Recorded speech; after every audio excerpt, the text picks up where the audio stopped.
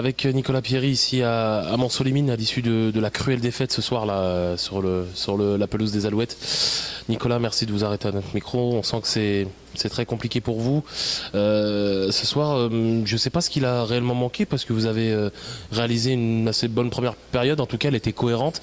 Puis en deuxième mi-temps, c'est le surplus d'énergie de Monceau qui a fait qu'ils sont passés devant, n'est-ce pas? Ouais, ils sont passés devant en disant que le scénario nous permettait on voulait gérer, on va être capable de ramener au moins un point de Monceau. On ouvre le score relativement rapidement donc, sur une de nos premières situations, ce qui fait qu'on a été obligé, contraint de défendre pendant quasiment 80 minutes.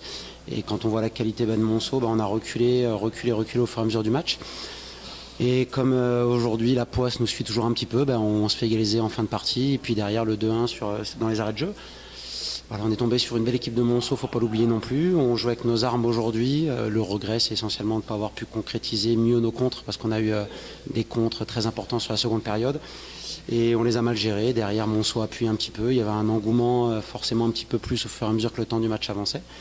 Et cette égalisation derrière, on a senti qu'ils étaient encore un petit peu plus poussés. On leur a donné le bâton pour se faire battre dans les 10 dernières minutes. Voilà, après, c'est comme ça, la saison est longue et pour l'instant, on mange notre pain noir. Aujourd'hui, il y a eu des résultats très très importants en National 3. On a vu les matchs nuls de Guignon, aussi de Louan-Cuiseaux. Même si ça ne vous concerne pas, vous avez affronté Monceau. C'est un vrai prétendant selon vous? Parce que ce soir, ils ont démontré une vraie qualité. C'était de ne jamais rien lâcher en réalité. Oui, ils ont des vertus collectives. Déjà, c'est des bons joueurs de football individuellement. Puis collectivement, on a vu qu'ils sont capables de renverser. Ils ont déjà fait la même chose contre le Racing ici. Donc c'est des équipes qui ont d'une part de la qualité individuelle, qualité collective et qui ont des ressources mentales. Donc forcément, ils ont tout pour être en haut. C'est ce que je leur souhaite maintenant. J'espère qu'on le rattrapera, on grignotera quelques points pour les rejoindre après. Même si on est très loin aujourd'hui, mais l'objectif maintien, on n'y cherche pas. C'est ce qu'on veut. Aujourd'hui, Avallon progresse, continue de progresser. On vous avait vu à Jean-Laville dans un autre registre. Aujourd'hui, voilà, vous continuez de progresser. Ça va être ça. Avallon va toujours rien lâcher de toute manière. Oui, on va rien lâcher. De toute façon, dans la situation où on est, on lâchera rien. On sait d'où on part avec un nombre de départs incalculable. Il ne faut pas vivre dans le passé, donc on essaie de reconstruire un groupe et on sait que c'est dur. Alors aujourd'hui, on avait des vertus mentales pendant 90 minutes. Il nous a manqué les 2-3 dernières minutes, comme il nous a manqué au Tour de Coupe de France contre Louan la semaine dernière. Mais on bosse, ouais. On continue. Dimitriou ici au stade des Alouettes, victoire du FCMB de Buzyn. Patrice, bonsoir, merci de t'arrêter à notre micro. Elle est belle cette victoire, comme Belfort. C'est toujours très important de gagner et surtout dans ces circonstances-là, connaissant Monceau cette année, c'est très important. Oui, c'est important de gagner. Après, on n'a pas encore fait un grand match, mais bon, la victoire est au bout. Et ouais, comme Belfort à la 92e avec le même buteur, donc c'est sympa, mais il va falloir vraiment vite se reconcentrer parce que la semaine prochaine on a un gros match contre un rival et si on fait la même prestation ça risque d'être plus compliqué. Maintenant ça marche, ça passe et comme je disais dans le vestiaire on en est encore loin, mais la dernière fois que j'ai fait une saison comme ça on est monté, donc voilà, mais pas s'enflammer, mais c'est vrai que quand on fait des résultats comme ça alors qu'on produit pas forcément du beau football, c'est bien.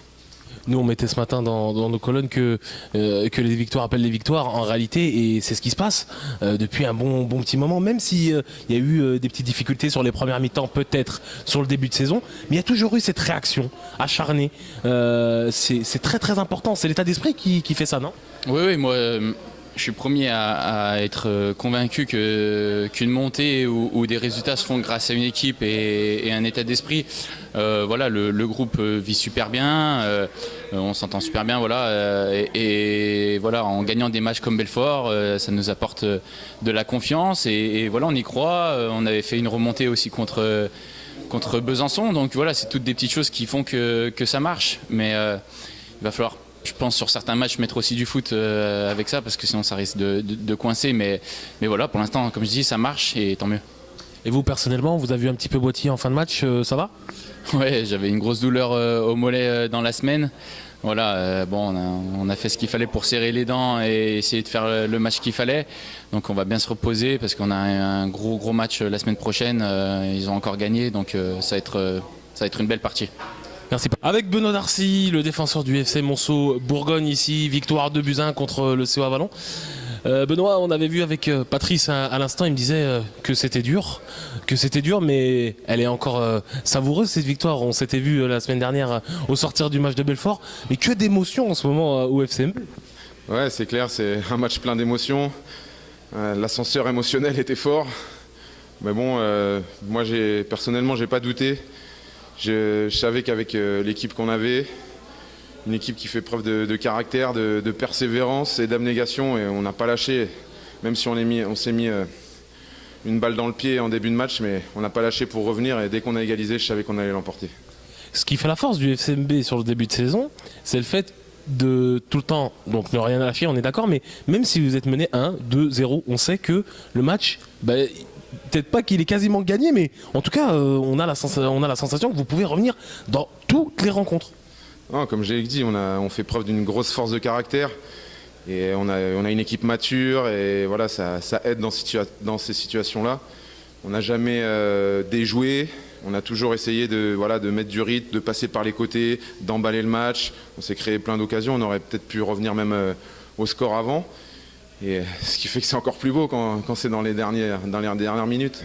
Donc vous êtes encore le sauveur ce soir, mais vous êtes accompagné d'un nouveau sauveur au FCMB, Camille Bercache, un petit jeune qui progresse, talentueux. Qu'est-ce que vous en pensez ?